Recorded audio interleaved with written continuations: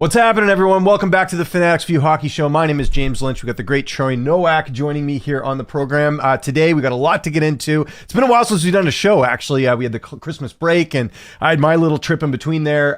Thanks for joining us. If you guys have any questions, post them in the chat. You just got to subscribe to the channel to submit questions, and while you're there, hit that like button. Helps out the algorithm big time. Troy, how you doing, man? How's everything? Awesome. It was a fantastic holiday season. I can see you probably had the same experience as well in Mexico. Got a little bit of sun. Yeah. So, let's get cracking on this show. I have a ton of stuff ready, especially for gambling, fantasy hockey. And you know what? It's almost trade season. There's some big names floating around there. And, it's perfect time. We're at like the halfway season for most teams. We could see which teams are for real and which teams are pretenders and looking at the standings and whatnot. I want to quickly go over some of the action from last night, and we'll sort of start there first, and then we'll get into the JT Miller and Elias Pettersson stuff that's sort of at the top of the front in terms of hockey news right now. Not going to go through all the games, but, the Jackets and Penguins, that's obviously your area. You know the Jackets quite well. Getting the win over Pittsburgh, impressive victory on the road. Just your thoughts on the Jackets as they're still plugging away this season. Well, that was a special win last night. I don't know if you're aware, but that's the first win the Columbus Blue Jackets have had in Pittsburgh since 2015. So that's a very long time. That's around 9.5, 10 years. So that was incredible that they came back. And you know what? Sean Monahan left the game in around he took one shift in the third period and didn't come back. I think he was seen with a wrist brace. So I don't know how serious it is, but Fantilli moved up to line one and power play one. And he looked fantastic. He scored the game-tying goal to send it into overtime. And Ken Johnson, smooth as ever in the shootout, Kirill Marchenko. And for some reason, I feel like Elvis Merzlikins is just better against extreme high-danger chances. And anything from open play that's far away, he just struggles with. I don't know what it is with him. He's so confident in one-on-one situations, I feel like. There's two other games I wanted to highlight. Again, we could go through the entire slate, but we got so much to get into today. I wanted to focus more on some of the news that's going on. The Rangers giving up a lead against Dallas. Dallas gets it done in OT. The Rangers, what can you say? I mean, someone made this comparison this morning, and I completely agree. The New York Rangers are like the Vancouver Canucks of the Eastern Conference. Would you agree with that? I think they're way worse than that, to be honest, because, I hate to say I told you so to all my Ranger fan friends, but I called this. I said if they couldn't win it all last year, you know how Peter Laviolette's history is. He kind of fades out pretty quick. And you know what? I haven't really been a fan of any of the moves they had made over the past few seasons. And when you handle things the way Chris Drury has done with Barclay Goodrow and Jacob Trouba, I mean, there's definitely guys, pardon my language, they're shitting themselves in the locker room. They don't know if they're safe or not. And it trickles down through, and I've always said this, similarly to the Islanders, this is a team at 5-on-5 that is really not that good, and their troubles usually get masked by their goaltender. Now with Igor Shesterkin on the IR, they are a complete wreck. Yeah, I think that's the death blow. And if you look at sort of even their 5-on-5 sets last year, not super impressive, right? So basically, if you look at the stats from last year, if you sort of dig into it a little bit, you're exactly right. They were getting sort of above average goaltending, and that sort of masked some of the issues on 5-on-5. So something to keep an eye on for sure is the Rangers. And then the other game I wanted to talk about, just because this was all over my timeline yesterday, the Bruins getting shut out by the Oilers 4-0. The Oilers kind of looking like the Oilers that were on that streak last year. Remember the 20-game streak that they went on? The Bruins getting shut out. Fire Sweeney chance in the building. Obviously, a lot of fans not happy. And did I not kind of call this about Elias Lindholm? Like the fact that I didn't think he was going to be a number one center. He's sort of proven my point. Zadorov did run over Stuart Skinner last night. He's still bringing that physicality, but I know fans are not happy with Zadorov either. Just your thoughts in Boston, because I got to think at this point, they got to be looking at the GM at the end of the season because they've already tried the coach. They got to be looking at the GM. They already moved the coach. And I really think they have to be honest with themselves and probably consider moving some big names, although they may not like it because, I mean, their prospect pool isn't like anything fantastic. I'm sure they could hit on one or two guys that could be solid NHL players. But to my knowledge, there's no one like that has superstar elite potential in their system. Unless I'm completely off base on this, the Bruins and the Islanders, they just have really a poor prospect pool system. So I feel like they have to kind of turn to getting rid of some of these guys to replenish that if they're really trying to be serious moving forward. Yeah, it's something to definitely keep an eye on for sure with the Bruins. But we wanted to focus today a little bit on the whole JT Miller, Elias Pettersson. I know we talk a lot of Canucks on here, but this is really the biggest story in the league, I think, right now. I think, if you look at everyone when it comes to NHL news, I mean, when have we had a situation like this? I can't remember one recently where two superstars are not only underperforming, they don't like each other, and it's now affecting the play of the team as a whole. And Elliot Friedman, I don't know if you caught it yesterday, Troy, dropping a bit of a bomb here. I'm not going to go through the entire article here, but he basically said that they were talking to the Rangers about a potential trade while Miller was on his absence. Now, to be clear about this, and I've seen a lot of people kind of misrepresent what Friedman said here. It was the Rangers that came to the Canucks. It was not the Canucks going to the Rangers. So people thinking that, like, man, this is a really cold-hearted management. JT Miller goes on his leave and they're going to go and seek a trade. It was the Rangers who reached out. We know there's been talks between the Rangers and the Canucks even dating back to a couple seasons ago. So this isn't super surprising.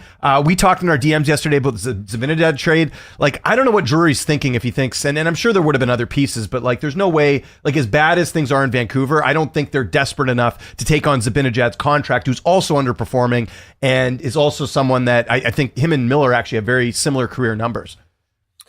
Yeah. And another thing that Elliot Friedman said that I thought was very interesting is Vancouver most likely doesn't want this trade to happen mid-season. They want it to happen in the offseason because half the amount of teams, if not more, can't make the trade. A, because of financial reasons, and B, if they feel like they have something good happening and they're basically taking one of these guys that's at the source of a locker room problem, they're really taking a risk, right? So I just think, man, I personally, call me crazy, I know a lot of people are saying trade JT Miller, but I'm saying keep JT Miller and trade Pettersson. Okay. Well, I can get it because, so there's a couple things we got to kind of frame here. Obviously, Pettersson doesn't have the no trade clause kick in until next year with his new contract, so he is easier to trade. He's also arguably he's the younger player. He would get you more upside if you were going to move him. It's just, I think where, there's been some bad trades in Canucks history, Cam Neely being one of them at the very forefront, not quite the same player, but same sort of thing where they kind of gave up on him a little bit early. Look, I'm concerned about Pettersson. I mean, there's no question about it. And I think, just because you don't like someone on the team is not reason for you to have such bad play. Like, I really don't know what the issue is. I've heard some rumblings that he's still injured. I've heard some rumblings it's all mental. I don't know. But my worry too, like, I kind of see where you're coming from. In the worry is that if you trade Miller and Pettersson still plays bad, then it's like, now what? You've got this horrible contract. Like, in hindsight, like, if he continues to play the way he's playing, you got this really bad contract, and you got a player that clearly is not, they bet on the wrong guy, so to speak. So there's that worry. Reminds me a bit of, I'm going to go way back here. You might like this reference, but reminds me years ago when the Ottawa Senators had to choose between Wade Redden and Zdeno Chara, and they kept Redden, and they let Chara go to Boston. Obviously, we know the rest is history, ends up winning a cup. Wade Redden, I think, was out of the league not that much longer after they decided to keep him. So it's one of those things, and that was a different scenario where obviously they were both UFAs and they could only keep one and all that stuff. But yeah, I think from what the temperature I've got from fans, like, it's funny, like, a lot of my friends want to keep Miller for the reasons you just mentioned. Like, he's a heart and soul guy, has some emotion. There's also that worry too that if you take a Miller out of the locker room, whether, forget about the negative stuff, he's also a rah-rah guy. Quinn Hughes is not that type of guy. He's like a Jonathan Taves, like a Joe Sakic type leader where, quiet and example by design, so to speak. He's not a guy that's going to, bring the morale up. Like, who is that guy if Miller leaves? So there's that risk as well. The other part is Miller's performed very well in the playoffs. He's one of those clutch guys. He hits, he does a bit of everything. So there's the concern there. If I'm doing it though, I don't know. I'm leaning more towards keeping Pettersson just because there's at least that potential. Miller's 32 years old. Cap hit's not as bad at $8 million. I think, if it means like the best case scenario is you keep both players and they end up fixing this and all that. But I think we're past that point. The next best scenario is you trade Miller and Pettersson gets back to being the superstar and they get some sort of an equal value in return, and then everything's good. But it's such a risk. And this is honestly like franchise altering like decisions right here, right? Like, if you trade one of them and it doesn't work out, then you really got to go back to the drawing board. And then you start looking at, Demko's contract's up soon, everything else. So I would probably keep Pettersson just because there's that upside there. But I don't blame you for going on the Miller side in the sense of, he does bring that element of emotion and all that, but that can be positive and negative. I guess is kind of what I'm getting at. So. Yeah, and I know this is a really hot take, I feel like, but Hmm. last year before Pettersson signed the extension, we know that the Canucks were kicking tires on a trade With because Carolina. Yeah. committing. So, I mean, Pettersson obviously, like you said, has complete opposite like characteristics as JT Miller. Like, who knows? Like when push came to shove, he may have felt like he was forced into signing that contract, and he really didn't want to go and speak up. I mean, it's entirely possible. Like, you might have to be forced to perform a trade similarly to the PLD line A situation where it's like, all right, we have two guys that clearly aren't working here. Like, they're both young-ish. This is the best we could get. Like, I know might sound crazy, but like maybe go for like Trevor Zegras and a little bit of sprinkle of something else in there. Because as talented as Pettersson is he a Rick Tocchet player? Because he doesn't play like greasy and tough in those corners. As talented as he is, does he fit the identity of the team moving forward? Probably not. And also, like, it's easier to recoup assets on someone that's that age. Totally, in my opinion. So there's a couple other things that we didn't mention about this whole, and by the way, we got some questions coming in. I'll get to those in a sec. Dave, Dan, I see your questions. I'll get to that just quickly. I'm going to make this quick point though. The other issue is that the Canucks don't want futures. They don't want first round picks or anything like that. They want players that can basically substitute for what you'd be losing. And that adds another wrinkle to this entire situation. Like I was thinking about this today, like you'd have to be a team that, like it's so hard to find those pieces that they want. Like if it was a case of they're just looking to dump someone and let's say they're a rebuilding team, it would be much easier because then you could get picks and it's no big deal. I guess the workaround here would involve another team getting picks and then sending those picks to the other team and then getting a ready player now. But that's so difficult to do. So that's kind of the issue there. But yeah, you bring up a good point in that, and the other quick thing I'll just mention with Pettersson is you look at they've really tried to accommodate him over the years, right? Like they got Kuzmenko, right? They signed him from the KHL, and Kuzmenko had like a career year, and that's how he got that huge contract. It was not that big, but it was what $5 million a season for 2 years. The Canucks re-signed him and basically got him trade value to go to Calgary. I mean, it was essentially that's what it was. Like I kind of what I'm getting is like they've done everything they can to cater to Pettersson. They get Jake DeBrusk in the offseason. You're supposed to have a better winger. So it's like, I feel like they have played ball with Pettersson a lot, and now he's got to live up to his end of the bargain. And yes, this situation with Miller is unfortunate, but I also feel like the Canucks have really tried to make this the best situation for Pettersson, and he's not really living up to his end of the bargain. So again, a lot of big questions here as we're sort of looking forward with what the Canucks are going to do. Let's stick with Dave here. Lifelong Canucks fan, unless Brink's truck is picking up all the pieces, neither will be going. This is a media clickbait topic that has gone way too far. Okay, so I see people talking about the media thing, and I think what people have to realize is like if they're winning, there's no issues here. They're losing. So what you have to, look at some culprits. And look, I think one of the things that is getting glossed over in this Pettersson-Miller thing is the Canucks defense has been, Alvin failed. He gets an F for that. Bringing in Vinny Desharnais, Forbert, Eric Brandstrom, that hasn't worked. I still, part of me is like, maybe they should have signed Zadorov. At the very least, just to get some pushback. Like, what was it, the Montreal game the other night? Jonathan Lekremaki, their rookie, gets flatlined by a Montreal player. I can't remember the guy's name. There's no response. And this has happened several times this year. If you remember in the LA game, was it Tanner Jeannot hit Brock Besser? Brock Besser's out with a concussion for a while. There was no pushback. If they had a Zadorov there, that would at least help with that. A little bit more physicality. I feel like the Canucks aren't as physical this year either, even though they got a guy like Kiefer Sherwood, who I think is closing in on like something like 200 hits. So listen, I agree with you in the sense of, Dave, with, this is definitely, it's very much, annoying to hear all the time. Like, I'd rather just focus on the games themselves. But at the same, and obviously there's the defensive issues, but at the same time, like, you got two superstar players that are not living up to their potential. Why is that? Well, we know why. It's a relevant topic to sort of dig into. What do you make of the media coverage? Obviously, you're outside the bubble I'm in, but it does seem to be getting a lot of national attention as we're talking here about Elliot Friedman's article. Yeah, like I said, you get the Canadian media coverage side of it, which I assume is a complete zoo. I'm living here on Long Island, and it's trickling through. It's trickling through because these crazy Ranger fans want JT Miller back now. And you know what I mean? The radio waves, they're coming over here. It's making its way onto ESPN, onto the MSG broadcast. They need a center that has heart and soul for their team so bad with how underperforming Mika Zibanejad is this year. Filip Chytil's slowly stepping up, but like, again, as talented as he is, he has an extensive concussion history, left the game the other day with an upper body injury, and generally can't stay healthy. Even though I think he's a really good prototypical second line center, they need someone to rely on. And I could see the Rangers being the prime culprit of a team that could overpay for JT Miller if he were to get traded. But won't overpay Braden Schneider. That's the player the Canucks want. I would love him on the team. I mean, he's young. He is one of the most valuable assets right now in the league. He's a right shot defenseman in his early 20s. Like, it doesn't get much better than that. And it's funny, if you look at the numbers this year with the Rangers defense, all of them have pretty much regressed. Adam Fox, Keandre Miller, it's not been a good season for the defensive end, but if Drury's sticking to his guns, then the deal won't get done. I don't know why. Like, I get the Canucks wanting to replace the center, but I'm also like, you need help on the defense. Like, look how bad this team is when Hughes is out of the lineup. Look how bad. Hronik's still out. Like, your number one D pairing is Tyler Myers and Carson Soucy. Like, that's not going to get it done, right? So it's, I just think that like they're almost too.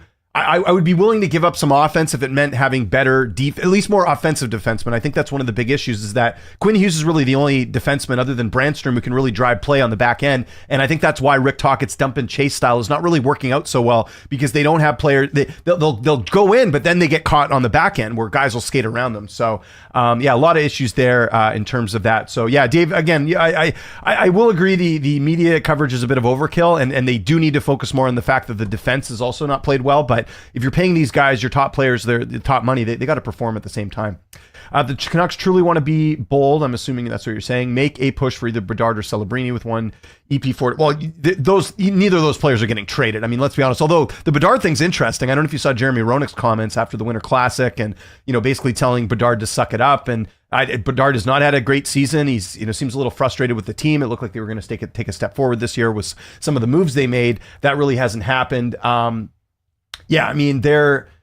Those players aren't going anywhere. Like, they're going to keep, and if they were to go anywhere, then like you'd have to give like some sort of ransom to get those players in return. If I were the Canucks, I'd just wait until their contracts are up or whatever, and because they are Canucks fans. I mean, it's pretty obvious. They did that whole thing on the winter break about Celebrini and Bedard, how they're friends and all this, and I think there's a decent chance they could come play for Vancouver in 8 years, basically when Miller's contract's up. That could kind of work out there. But yeah, they're not gonna. If Bedard and Celebrini were available, 100%, I would agree with you. But right now, like, they're not. So that's not even like a talking point at this point. If I was management, I'd close the door from any media in the room, take fines from the leagues, and shut it down. But that's not going to change the players playing bad. Does that make sense? Like, the issue is like, it's not like if they were playing good, if the Canucks were like, someone had a stat last night, actually shout out to my guy Tommy on Twitter, from Canucks Twitter.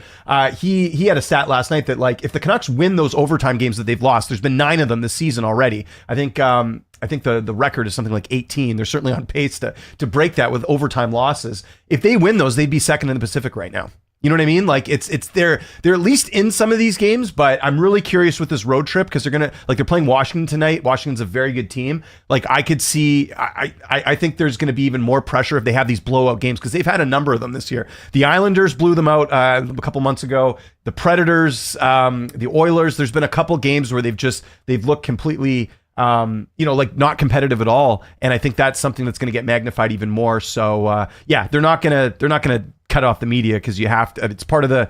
Even if they wanted to do that, that's still not going to change the product on the ice. What do you think of that, Troy? Yeah, I totally agree. Similarly to the Rangers situation, like, behind the walls in the locker room, it cannot change anything until either these players squash whatever the problem is or one of them leaves. I don't believe that Brandstrom is a bad player. I feel like we need good defensemen like Bowen Byram. Okay, so the Byram thing's interesting. So I want to get your take on this. I don't know how much you've been following the Sabres. So my understanding is the only reason the Sabres even consider trading Byram, or there's any talk of him moving on, aside from the injury stuff, is the fact that he wants to be the guy, right? And he's not the guy in Buffalo. It's what's his name? Who's the defenseman? Their top guy, Dahlin. Yeah, exactly. So like, he would want to go somewhere where he's going to be the number one guy, is my understanding of him wanting to leave. If he was to leave, that's what he would want to do. You're not going to do that in Vancouver. That's Quinn Hughes. So there's that. Now, there is that connection with Byram, obviously being from the area. I know a lot of Canucks fans would like to get him, but we've seen the price that it's going to be to get a player of that ilk, like anywhere. Like what were the trades this year? We saw, what was David it? The Leafs. Got Yeah, it. exactly. From Columbus, that was one. Right. And then who's the Leafs guy as well that went to San Jose? Lindgren? No, what was his name? Who's the guy the Leafs? Anyway, it doesn't matter. But the point I'm trying to make is Detroit, that San Jose, Jake Wallman. Yes, Jake Wallman was another one too. Like, you're seeing how much it costs to get these defensemen. Canucks just don't have those assets right now. If they wanted to get a Bowman Byram or whoever, you'd have to give up, multiple picks. You'd have to give up a Lekramaki or Tom Willander, and they're not going to do that. Especially with Willander, how he played in the World Juniors. There's no way they're going to trade him now. And Lekramaki, same thing. He looks very comfortable. He's been called up multiple times this year. He is trending in the right direction. So I would love to get Bowen Byram. I just don't think the fit's there in terms of what Byram wants and also what the Canucks would need to give up to get that. So that's what I agree. They're still in a playoff spot, dinged up roster, getting healthy. The problem is, Dave, though, they've got a tough schedule coming up. Like, they've had a bit of a cupcake schedule, prior to the Christmas break. And now, like, tonight they're playing let me just even look at the schedule here. And, you're playing Montreal the other night. Like, you got to beat Montreal. You do. Like, you can't, like, it's one of those things where, look at this, look at the schedule coming up here. I'm going to show you, Troy. This is like Killer's Row here. Look at this. So they play Washington tonight. They play the Hurricanes on Friday, the Leafs on Saturday, the Jets on Tuesday, the Kings, Oilers, and then you go to the Sabres. That's how many games there. I mean, are they going to win any of these games? Like, I don't know. I just looked at the odds tonight. I think the Capitals are like minus 190. I bet the Capitals. I don't think just because this team is just so fractured right now, and I don't believe Pettersson's going to be back tonight either. So I don't know. Listen, I like the glass half full attitude, but I'm just saying this is going to be a really rough stretch. Especially without Filip Hronek, right? Who I think you and I were talking yesterday. I believe he's still week to week or something. I don't know what the deal is. So I think Brannstrom's been fine. I think his partner and anchor's pairing Vinny. I would keep if Brannstrom wants to come back next year at like a team friendly deal, I'd be fine with that because you need more offensive guys. And they basically got him for nothing. Like, it's been one of the actually good surprises of the Canucks this year. They dumped Tucker Pullman's contract just to get someone else. And Brannstrom's actually been a mainstay in the roster. I don't know why Tocchet won't play him more. But he also hasn't been like a game changer either. I mean, this was a guy that was in that trade with Mark Stone, right, back in the day. So anchor is in way down, not stable. Point, I agree. My ask for Petey is Buffalo, Cousins, Benson, and a pick. But but you're still not getting a defense. I think if you're trading Pettersson, you need a defenseman in that deal, especially if you're going to go that route. The defense is terrible outside of Hughes and Hronek. Cousins, Benson, Zach Benson, who's also from this area too. I think it would be... Yeah, I don't know. What do you think of that trade? I think that's asking for too much, honestly. Mm-hmm. Like, I don't think Buffalo would do that. But yeah, we're talking 2 first-round picks. I think Owen Power, I don't know if they'd be willing to part ways with him, would probably be a good fit for the Canucks because obviously he's not a power play one guy. He's more of like a Hronek-esque, stable, like second pairing, potentially could play on the top pair at even strength type defenseman. I think like if you're in a situation where you're craving a defenseman and you want a good return, I'd be looking for a player like that. And I know this is more of a veteran D, but I think Damon Severson, for what it's worth, is probably a good second pair right-handed D-man for the Canucks, just because I was looking at him too. A two-way D-man. Like, he can skate pretty well. He can do it both ways.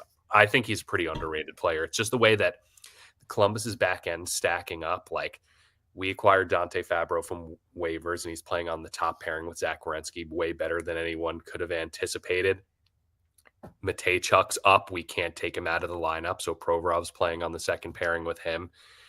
Jack Johnson on the third pair. We have guys rotating like crazy, and Goodbranson's not even back yet. So I feel like Severson, although he has term on his contract, I feel like he's potentially a trade candidate for CBJ. And Provorov, he's an upcoming free agent, but his brother just committed to Ohio State, which is in Columbus, for college to play. So I'm not entirely sure that Provorov's going to leave after seeing that news. And I honestly wouldn't mind if we signed him for another 2 or 3 years, because Don Waddell is seemingly giving these guys short-term contracts. And that's what I think more GMs should do, because they're ruining their job length and giving these guys 7-8 year deals like Dylan Cousins, and it's not panning out.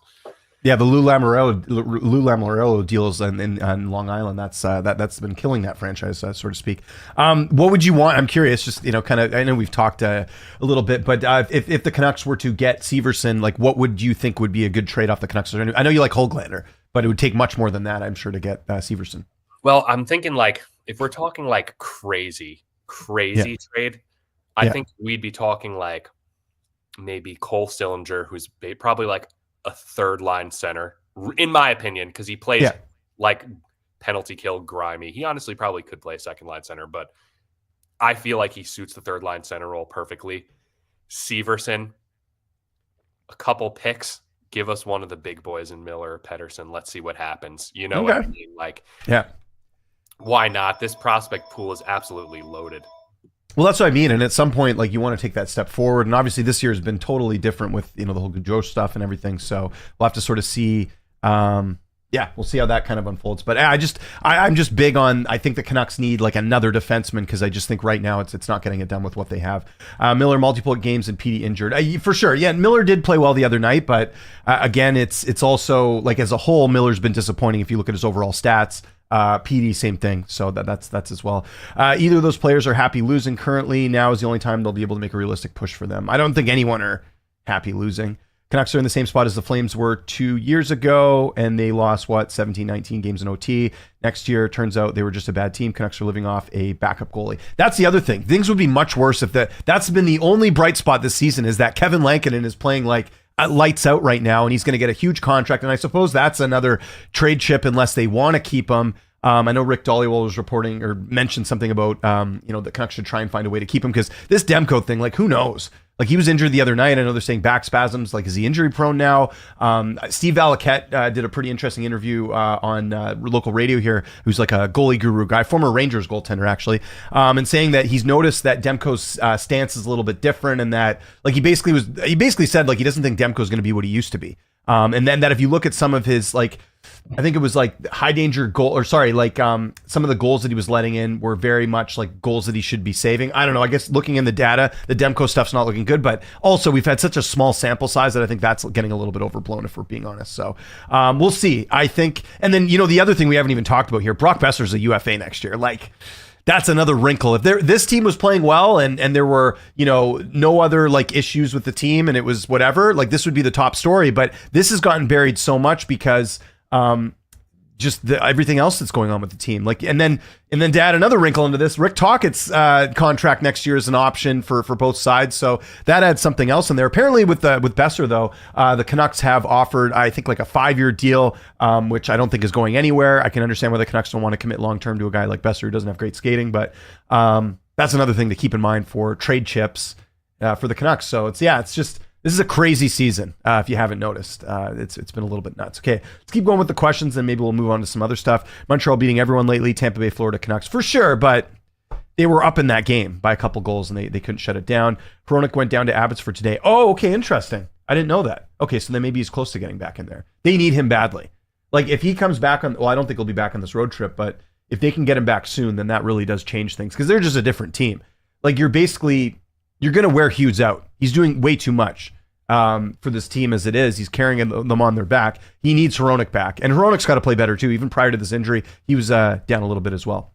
Willander will be our savior. The boys can make the playoffs. I don't know what the deal is with him being able to be called up. I think they could for the playoffs, right? Because he's with Boston University, Tom Willander. So I believe you can I've seen that before, where if the team's eliminated from their playoffs, you can pull them up in the NHL playoffs, right? That's happened before. So I think that's something they could do. I don't know what goalie the Canucks can go for. Demko's contract's almost up. Lankinen has been great for the Canucks. Who should they actually go for, Demko or Lankinen? I don't know. Because if you're Lankinen, you just saw Mackenzie Blackwood's contract that he got in Colorado. You're probably going, I got better numbers than he does. I could get more than $5 million or whatever he's asking for. So it really depends on what Lankinen wants. But man, he is the best contract in the league. He's making almost league minimum. I think it is league minimum, and he's playing like a top 10 goaltender in the league right now. Like, can you name a better contract, Troy? I can't think of one. At goalie? Yeah. Well, not even goalie, just in general. Like, who what's an undervalued contract that comes to mind? Probably, at least in my estimation, it's probably maybe Voronkov, if we're going to segue this into some fantasy hockey. Because fair he's enough. making about $995K a year, and he has 9 goals in his last 7 games, playing 20 minutes a night. He's on pace for over 30 goals. He's also 33.9% owned in fantasy leagues. So if you're in a league for some reason that doesn't have a 6'5" net front guy playing line 1, power play 1, I don't know why you don't have him already. And also, Marchenko's an insanely undervalued contract because he's only getting paid $3 and change a year, and he's over a point per game. And like I said, Don Waddell's giving these guys 2-3 year contracts and is like, if you prove it to me, I'll pay you.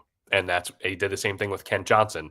He's barely getting paid. Adam Fantilli's another fantastic fantasy ad coming up because Monahan left early with a hand injury, and he went right onto line one, power play one. He's 12.9% owned in ESPN fantasy. So if you're playing with Voronkov and Marchenko, who are literally one of the top, Voronkov, Monahan, and Marchenko is the third highest producing offensive line in the NHL. Slide Fantilli in there with interesting wingers. They're insane.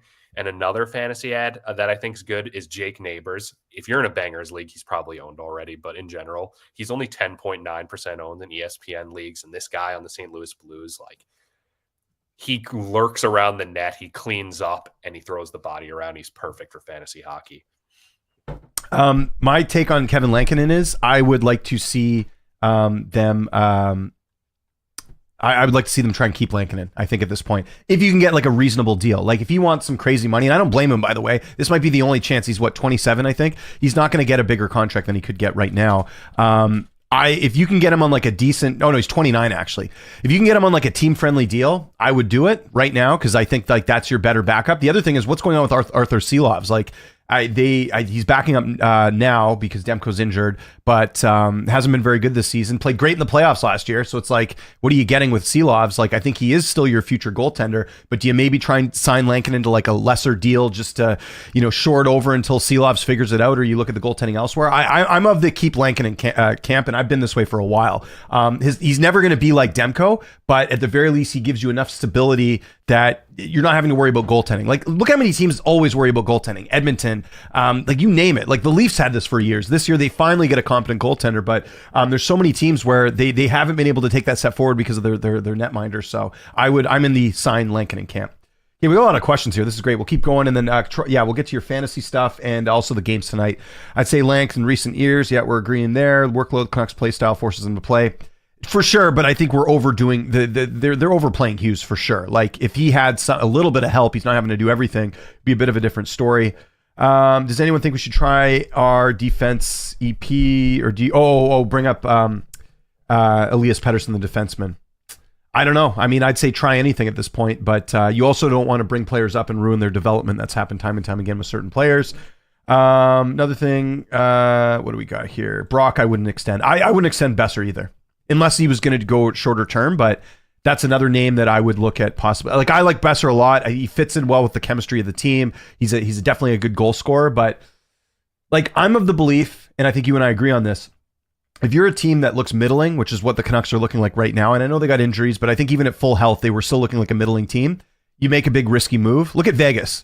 That's why they won the cup a couple years ago. They took big swings. Mark Stone right off the bat. You've got the Pietrangelo, the whole thing with Marc-Andre Fleury, which was not a popular move by the team. They took big swings. They got Jack Eichel, and it's worked out for them. That's the type of team I want to see play on the ice, and the type of team I want to see, structured together. I think this middling idea is not like that's what Boston is right now. They're a middling team that is now on the decline, and like you said, they don't have any prospects or any like up and comers that they can sort of look at. So I'm of the belief that, you know what? If it's not working right now, I think a change of scenery for Brock would be good. And I say this as someone who's a big fan of Brock Besser. It's just I think you try and get what you can for him now, and then go beyond that. What do you think of Besser as a player?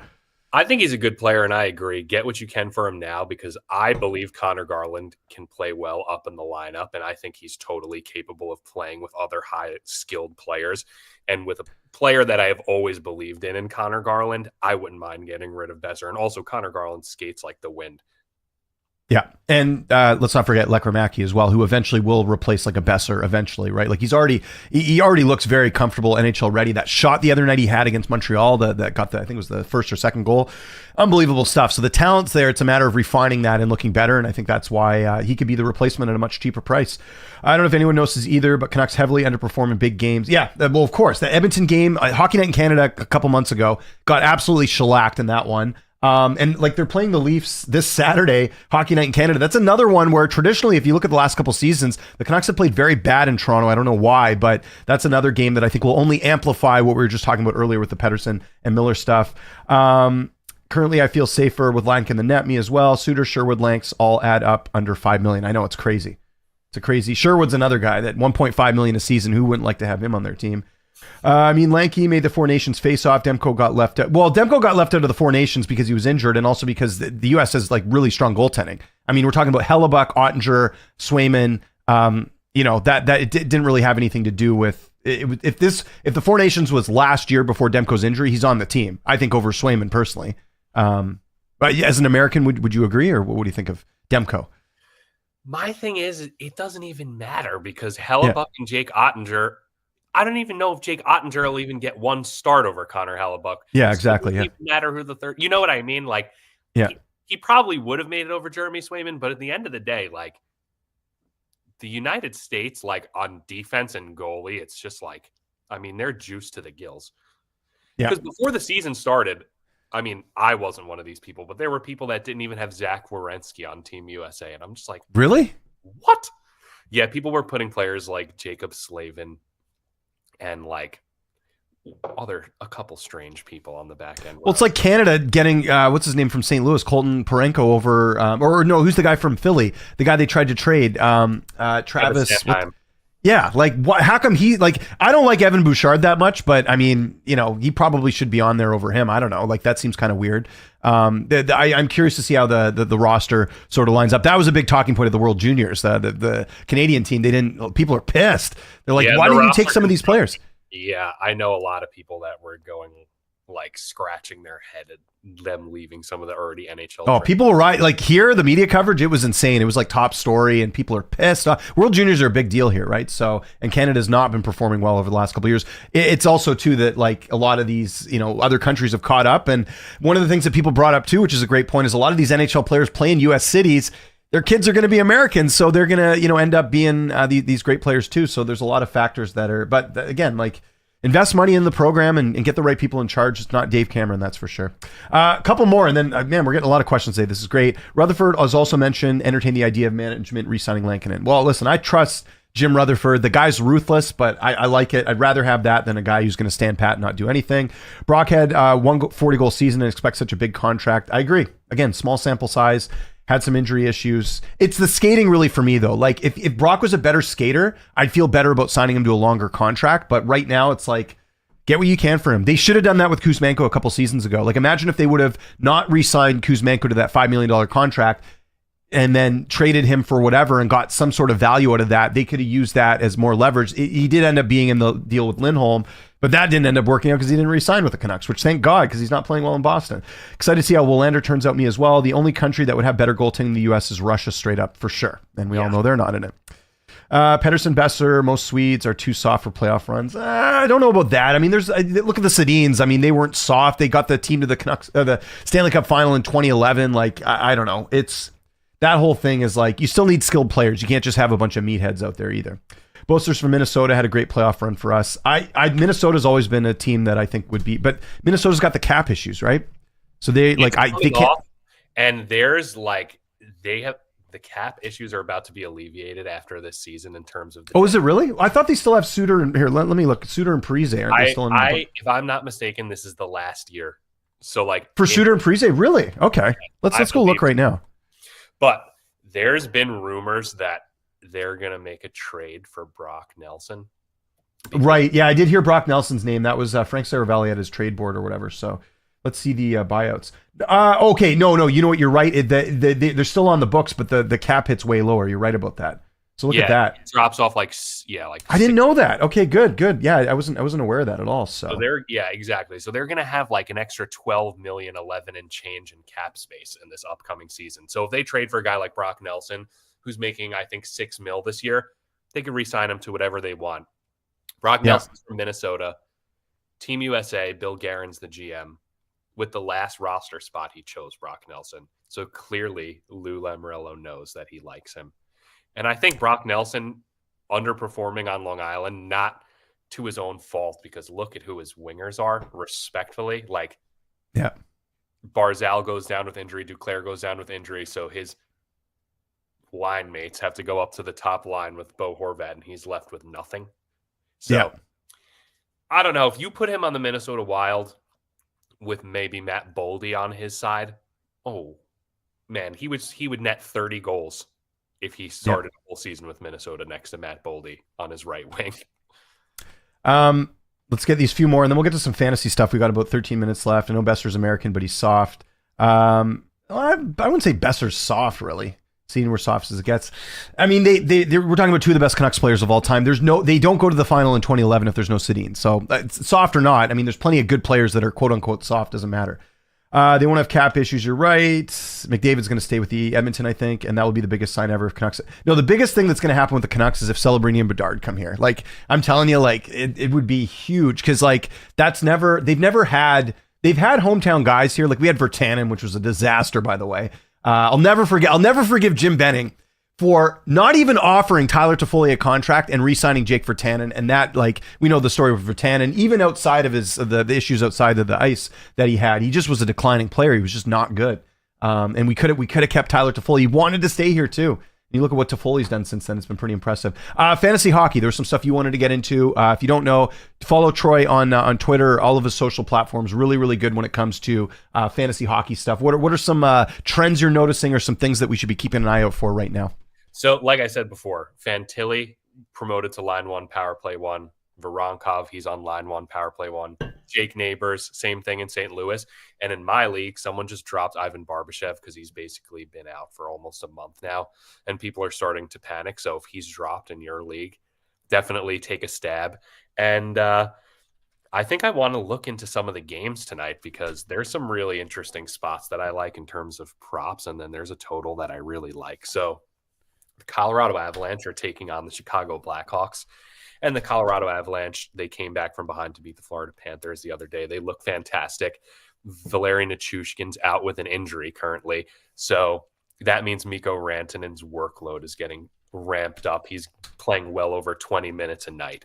So I think Mikko Rantanen for a shot on goal prop tonight for over 3.5 shots on goal, it's plus 120. But if you don't want to go that crazy, you could get him for the 2.5 at minus 205. And then I would pair that with Dylan Guenther over 1.5 shots on goal for the Utah Hockey Club, where they're going to be at home taking on the Florida Panthers today. And I like the over 5.5 total on that game because Aaron Ekblad and Nico Mikkola are both questionable day-to-day to play today. And obviously those are big minute logging defensive workhorses for the Florida Panthers. And in general, I like taking overs when Utah are at home because they really come to play for their home crowd. I know, James, you saw them at their new stadium. I know you could give some feedback on how you enjoyed the view on that interesting wall over in the corner. You can't, yeah, like the way I can describe it is, and I was telling you this, like you can't, like, so if you're, because I was center ice, like upper bowl, like if Quinn Hughes or whoever goes into the corner on the side that's closest to you, you can't see them, they disappear. That is crazy. Yeah. Because it's built for basketball. I guess like if you're in the, I guess because the court is narrower, I would assume, so you can see everything there. It's just the rink's too big, I guess, is my understanding. And you have to use a passport to get drinks. That's a huge issue with me. Come on, like if you're from out of town, you have to use a passport. Like I had my government ID and I was able to use it at every other like restaurant or whatever in Utah. There's no issues there, just like most places in the US. But they're like, you know, and by the way, I turned 40 this year. So like, I don't think I look like I'm underage, but they wouldn't give it to us unless we had our passports. And I'm like, I'm not going back to my hotel to grab my passport to get a beer. So we had to get other people to buy us beer, which was crazy. So anyways, end of rant. Oh, that's funny. That's funny. But yeah, like I said, I think that Mikko Rantanen's a very interesting player to target in the prop market, whether you want to go over 1.5 points, over 3.5 shots, or even parlay him with Dylan Guenther. And yeah, I really like the over 5.5 goals for Florida versus Utah today. Okay. Couple games. Let's have a look tonight. There's a few games. And, you know, I didn't like a lot of the stuff I was seeing tonight for the on the slate. Just in terms of odds. Like I think there was one game, I can't remember which one. There was like pretty big odds. And I was like, I don't even think it's worth it. Let me just pull up the screen here. Always like getting your take too. I got to get back on us DMing each other our hockey plays for the night because I always find that you always find some stuff that I don't. So yeah, the Avalanche are minus 240. You're not really getting any value. Chicago's been kind of a sneaky team this year when it comes to certain teams. So if you want to maybe parlay that, but I don't really know what that would do. I'm tempted with the Panthers on the road -133. They did. I don't know if was it last night or the night before they played. I think it was last night they played, right? Or no? I think no, I don't think it was last night because they or played night before. Yeah. 2 days ago they played Colorado. Yeah, Utah. Listen, I saw them up close. They're not a great team. I know they've been playing better and all that, but Panthers should win. Like, Panthers are one of the best teams in the league right now, and I know again they're on the road, but Panthers -133. Am I missing something here? What do you think of that? Yeah, like I said, they're definitely factoring into that Ekblad and Mikkola are probably not going to play, who, like I said, 2-minute logging defensemen that do the boatload of the defensive work for the team, shot blocking monsters. And you know what? Sometimes when those big bodies aren't out there to slow up the play, Utah might be skating circles around them, and we'll be like, oh my God, we should have seen this coming when Florida's 2 best defensive defensemen weren't on the roster, Speaking of Ekblad, something I think's been kind of not talked about enough. He's a UFA next year. Yeah, I mean, and there's been no talk of like an extension. And he's what is he, around 29, 30? So serious cup contenders, if you want to get him on a short to medium term deal, roll the dice. But at 28, he'll probably want to cash in, and his last contract was 7.5, right? So he's going to get a raise on that. So I wonder, I think he's so good. I know he doesn't play power play 1 like he used to 3 or 4 years ago, but oh my God, he's just so consistent. And it's just like right shot defenseman too. Yeah, it's just like D-men in soccer. The less you notice them with how consistent they are, you're like, oh, I don't really ever catch this guy making mistakes and doing boneheaded stuff. You're like, yeah, this is why he's worth his price tag. Looks like money's coming in on the Canucks, at least on this book, on Bodog. This is a Canadian book, by the way, but because the Capitals were -190 when I looked this morning, they're -183. So maybe they think the Canucks will get it together. Like, the game against Montreal was close; they kind of just blew it up. But that's Montreal. I mean, we're talking about Washington, one of the best teams in the East. I'm liking Washington here. I just think, again, there's too much going on with the Canucks right now. They got Hughes back. Lankinen will, I'm sure, play a little bit better than he did the other night, but I don't know. I like sometimes I like betting against the Canucks because then it's like a win-win. If the Canucks win, great, I'm happy. If they lose, then I make some money off it. So, that's you can never lose that way. Is that a dangerous way of betting, Troy, do you think? I don't bet against Columbus anymore, but I've done it 2 times. And once was against the Carolina Hurricanes and once was against the Colorado Avalanche. And I'm pretty sure one of the games, the Blue Jackets won like 7-0. Oh, really? Okay, yeah. Then Colorado, they smoked them. Same thing. They scored 6 or 7 goals. So I'm just like, you know what? This just isn't something I'm interested in. And, I've been basically betting the Blue Jackets money line or the spread almost every game this year because they're plus money versus almost every team. And they're treating me pretty well. Because really, their games, it just comes down to how the goalie plays. Because they can score 3 or 4 goals every night. I think they're 8th or 9th most goals scored for a team in the NHL this season so far. So it's like, as long as Elvis isn't leaking goals, they're live every night. There's not many teams that can shut them down. Like, I saw Winnipeg took the sting out of a game with them. Obviously, they're way more serious and well along the path of contendership than Columbus. And teams that really know how to manage the game well can slow it down, keep the puck off your stick, make it miserable in the neutral zone. I see there's a huge difference between Winnipeg and Florida and teams like that. But you know what? Similarly to last year, the teams that made it in the wild card in the East weren't impressive at all in the Capitals or the Islanders, and it's going to probably be the same thing this year. So whoever stays consistent will probably make it. And if Columbus gets about a 500 average of a road record, they'll make the playoffs because they have an incredible home record this year. They just really struggle winning on the road for whatever reason that is. And Yegor Chinikov, Boone Jenner, and Eric Goodbranson have been out for a while now, and they're both going to be, all 3 of them are going to be back soon. So they could even get a bigger offensive scoring boost moving forward. So I'm curious to see what they actually do at the deadline in terms of maybe even sneakily adding an upcoming free agent that they think they can extend, because they're going to have about $40 million in cap space this offseason. Yeah, good point. Quickly before we go, I want to take a look at the standings and get your take on, where they are right now. If there's any teams you think will regress or go further. Eastern Conference, obviously, been following that great. Capitals, Leafs, Devils, Hurricanes. No real surprises here. These are all teams that are usually doing quite well. The Bruins are still in. I mean, despite their woes, they're in still in sixth place, so they are still in a playoff spot right now. And then you got Tampa, Columbus sneaking in there. Actually, hold on. I thought Montreal was in a playoff spot. Maybe I guess not then. But yeah, so you see here some of these teams, the Senators have been falling a little bit. You mentioned the Jackets. Look at their home record, 13-5-3. That's really good. They have more wins than Tampa and Boston, which is pretty impressive. And then you got obviously the Canadians are playing better. And at the bottom, you got the Sabres, Islanders. Did we not say this about the Islanders at the beginning of the season, though? We said they would regress. I don't know if I thought this much, but I figured they'd be down here. I said, and a lot of places, there's receipts. I'm like, it would not be far-fetched to believe the Islanders finished last place in the Metro. Yes, I do remember that. People were coming for my neck. And I'm just like, guys, there's not a real big difference between the bottom three teams in the Metro. Like, seriously, it's like really not that far-fetched. And it's turning out like it's probably going to be true, honestly.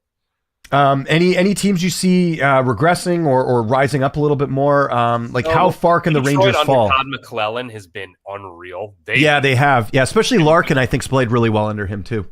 We played Detroit after the coaching change, and they were giving me Todd McClellan on the Kings vibes when I really loved betting on the Kings a few years ago, where the neutral zone, it's like Zach Werenski struggling to get the zone entries with the puck on his stick, just the classic characteristics of a systematically ironed out Todd McClellan side. I think if there's any team to like sneakily push into the playoffs, it's probably Detroit. Okay. I don't really trust the Senators' decor. The Boston Bruins are in a playoff spot now, but they've played more games than basically everyone in the entire. That's true. Yeah, good point. So look at points percentage. Yeah. If there's two teams that I think are going to sneak in the playoffs, it's probably Detroit and Columbus if I'm looking at a mid-season shift, honestly, because I don't think Detroit has that great of a roster. But like I said, with how close everyone is in this division, it doesn't take much to stand out. So good coaching will get you through. Look what Dean Evison did to Columbus. I think Dean Evison and Todd McClellan are probably the best coaches out of all these teams below them, probably besides Mike Sullivan, honestly. Yeah, I agree.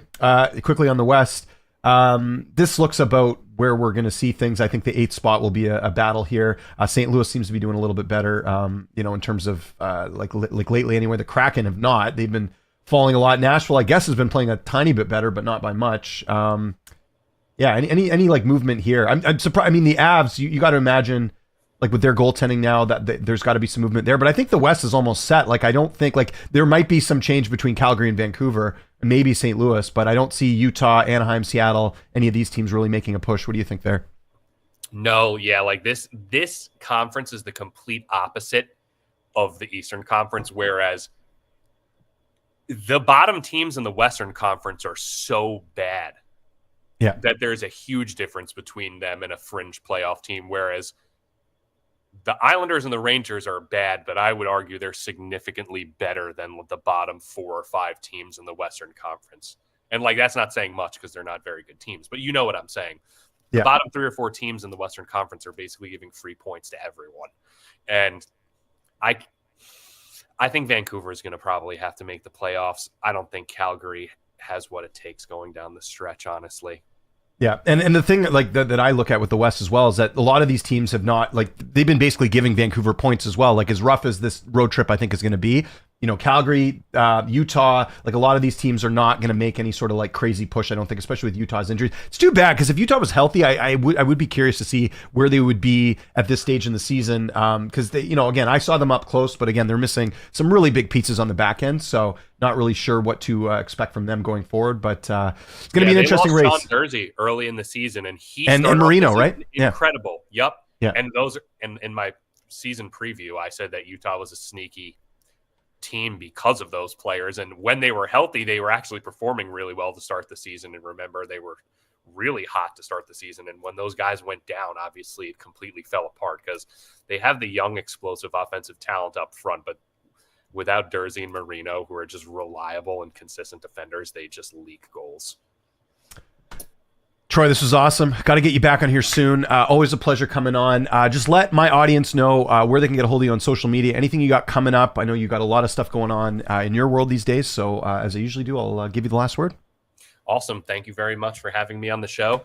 You guys could find me on TikTok. It's sleeper_MCI. I'm making fantasy Premier League content for the Sleeper Fantasy Football, that platform specific. Also break down Manchester City news and buzz around the team. So check me out on that. Also, you could find me on Twitter at NHL_SOG_guy. So thank you again